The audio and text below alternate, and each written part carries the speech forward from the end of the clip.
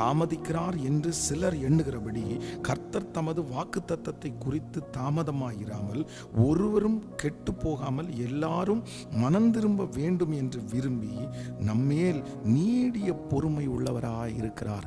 ஆண்டவருடைய பிள்ளைகளே, இன்றைக்கு ஆண்டவர் தாமதங்கள் நன்மைக்கே அப்படின்னு என்னுடைய இருதயத்திலே கர்த்தர் பேசுகிறார். இந்த சத்தத்தை கேட்டுக்கொண்டிருக்கிற நீங்கள் ஐயோ, இந்த தாமதம் ஒரு பெரிய தீமை, எல்லாருக்கும் நடக்குது, எனக்கு நடக்கலையே, நான் இத்தனை வருஷமா வெயிட் பண்றேன், இந்த காரியம் நடக்கல, என் வாழ்க்கையில மட்டும் ஆண்டவர் ஏன் இவ்வளவு லேட் பண்றாரு, நான் இத்தனை வருஷமாய் ஜெபம் பண்ணிட்டு இருக்கிறேனே. சிலர் தாமதங்களை குறித்து தீமைக்கு அப்படின்னு நினைக்கலாம். உங்களை சுற்றி இருக்கிற நிறைய பேர் சொல்லலாம், இனி உனக்கு நடந்து எதுக்கு, லேட்டா நடந்து என்ன பண்றது, காலதாமதமாய் கிடைச்சா எவ்வளவு பெரிய பிரச்சனை இருக்கு தெரியுமா, லேட்டா அது வர வர உனக்கு பிரச்சனை தான், காலதாமதம் ஆக ஆக உங்களுக்கு ப்ராப்ளம் தான், இந்த மாதிரிலாம் நிறைய பேர் சொல்லலாம். ஆனால் கர்த்தர் இன்றைக்கு கிருபையாய் வாக்கு கொடுக்கிறார். அந்த காலதாமதத்தை நன்மையாய் முடிய பண்ணுகிற கர்த்தர். ஆமென். இன்றைக்கு இந்த சத்தத்தை கேட்கிற உங்களுக்கு திரும்ப திரும்ப வாக்கு கொடுக்கிறார். இந்த காரியம் காலதாமதமாகிறதை குறித்து நீங்கள் கொஞ்சம் கூட கவலைப்படாதீங்க. அதுல ஒரு நன்மையை ஆண்டவர் நிச்சயம் வைத்திருப்பார்.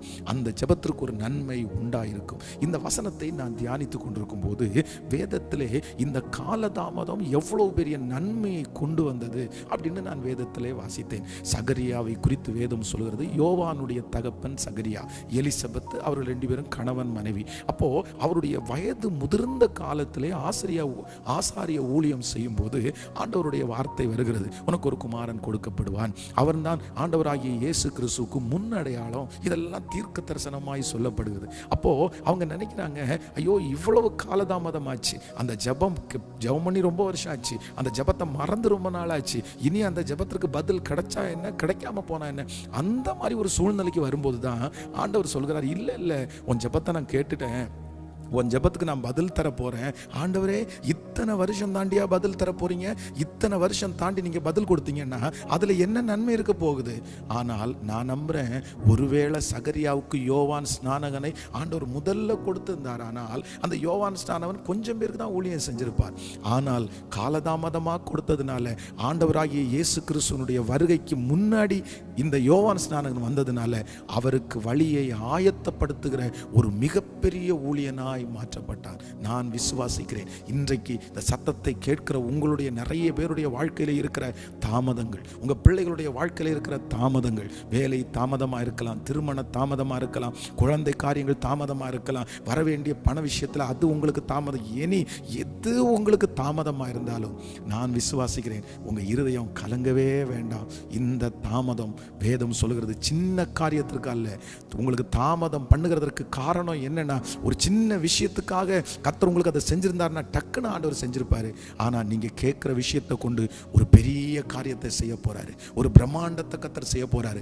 அதனால தான் உங்களுக்கு காலதாமதமாய் மாறுகிறது. எத்தனை பேர் ஆமோதிக்கிறீர்கள்? இரண்டாவதாக வேதத்திலே தாவீது என்கிற ஒரு தேவனுடைய மனுஷனை பார்க்கிறோம். ஆண்டவர் அவனை அபிஷேகித்து பல ஆண்டுகள் தாமதிக்க வைத்து அதற்கு பிறகுதான் ஆண்டவர் அவனை ராஜாவாய் அங்கீகரிக்கிறார். எப்படி இருக்கும்? ஆண்டவரே, இன்னைக்கு நீங்க ராஜாவா அபிஷேகம் பண்ணீங்க, நாளைக்கே ராஜாவா போய் உட்கார்ந்தா நல்லா இருக்குமே, இல்ல ஒரு வருஷத்துல போய் உட்கார்ந்தா நல்லா இருக்குமே.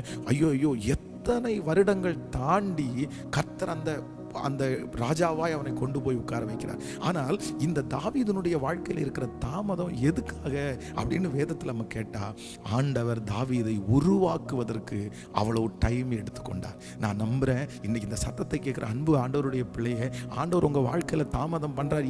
ஏன்னு கேட்டீங்கல்ல, ஆண்டவர் உங்களை உருவாக்குறார். மகளே, இப்ப நான் உனக்கு கொடுத்தேன்னா, நீ உருவாக்கப்படாம அதை வாங்கிட்டேன்னா அது உன் கையில நிக்காது. மகனே, நான் இப்போ உனக்கு கொடுத்துட்டேன்னா நீ சரியா ரெடி ஆகாதனால அதை பத்திரமா பார்த்துக்க மாட்டேன்.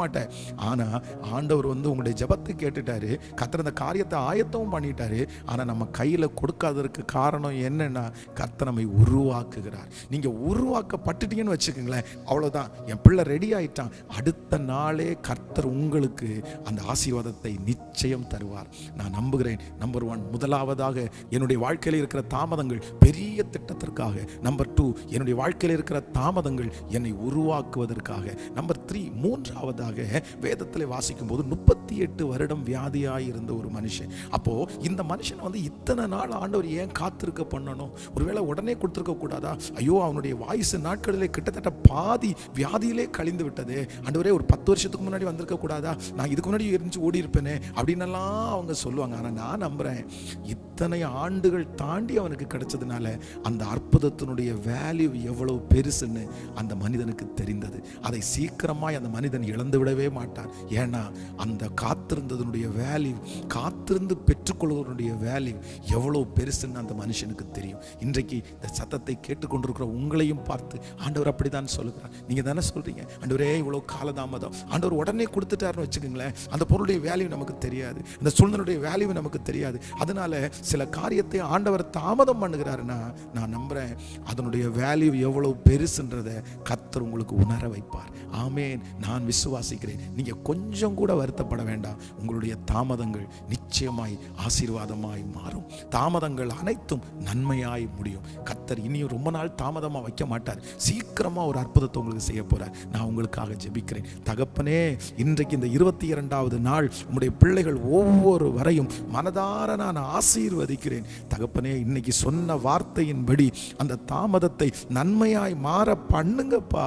எங்க பிள்ளைங்க நிறைய பேர் காத்திருந்து சோர்ந்து போய் இருக்கிறார்களே, ஒரு அற்புதம் நடக்கட்டும். இந்த 100 நாள் ஜெபம் முடிகிறதற்குள்ள 10,000கணக்கான சாட்சிகள் வரணும். ஆண்டவர் எனக்கு கேட்டாரு, என் தாமதம் மாறிடுச்சு, இத்தனை வருஷத்தினுடைய தாமதத்தை நீக்கி போட்டாரு, கர்த்தர் என்னை அடுத்த லெவலுக்கு கொண்டு போயிட்டாரு, கர்த்தர் என்னுடைய சிறையிருப்பை மாற்றினார். எங்க பிள்ளைங்க சாட்சி சொல்ல போகிறதற்காக நன்றி அப்பா.